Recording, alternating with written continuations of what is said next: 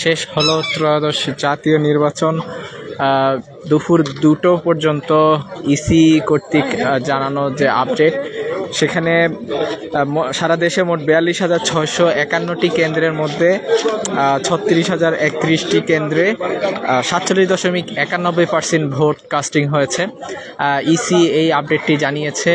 এই মুহূর্তে আমরা রয়েছি ঢাকা 17 আসনে। এখানে কিন্তু আসনটি খুবই গুরুত্বপূর্ণ, কারণ এখানে যে ডক্টর এস.এম. খালিদুজ্জামান জামায়াত প্রার্থী এবং তারই বিপরীতে বিএনপির চেয়ারম্যান তারেক রহমান কিন্তু এই আসন থেকেই প্রতিদ্বন্দ্বিতা করছেন। তো সব মিলিয়ে আমরা সকাল থেকেই আসনগুলোতে দেখেছি এবং ভোট কেন্দ্রগুলোতে মানুষের যে সুষ্ঠুভাবে যে নির্বাচন প্রয়োগ বা ভোটাধিকার প্রয়োগ করা, সেই ভোটাধিকার প্রয়োগের আমরা লক্ষ্য করেছি।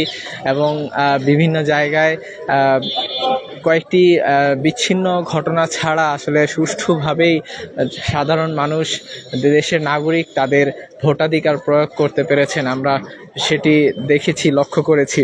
তো সর্বশেষ দুপুর 2টো পর্যন্ত ইসির আপডেট যেটি রয়েছে, দুপুর 2টো পর্যন্ত সারা দেশের 42,651টি কেন্দ্রের মধ্যে 36,031টি কেন্দ্রে মোট 47.91% ভোট কাস্টিং হয়েছে।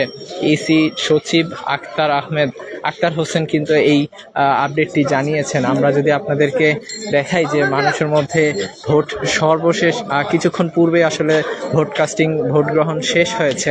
তো মানুষের মধ্যে কিন্তু এখন ফলাফল গ্রহণ বা ফলাফল সংগ্রহ নিয়ে যে উত্তেজনা, সেটি কিন্তু বিরাজ করছে।